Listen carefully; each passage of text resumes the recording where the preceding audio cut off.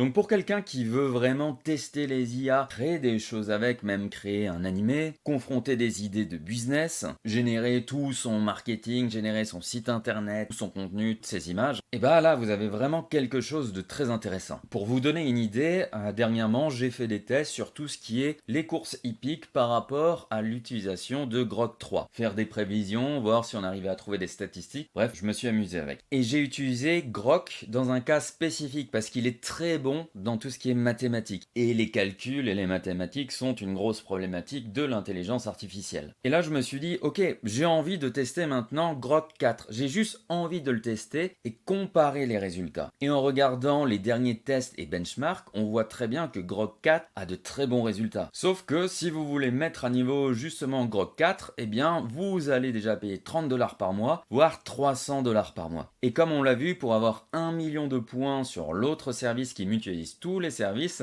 vous allez payer moins de 30 $ par mois. Et c'est là que ça devient vraiment super intéressant, parce que je peux me dire du jour au lendemain, ok, j'ai envie d'utiliser Grok 4, ça va m'utiliser 773 points, et voilà, j'ai juste à dépenser mes points, et je vais pouvoir avoir directement les réponses à mes questions, sans m'abonner à chaque fois à chaque service. Et en plus de ça, ça a une autre vertu, c'est que par exemple, VO3, qui était difficilement accessible pour les Européens, eh bien, est accessible très facilement grâce à ce genre de service, ce qui vous permet toujours d'avoir les dernières versions des intelligences artificielles.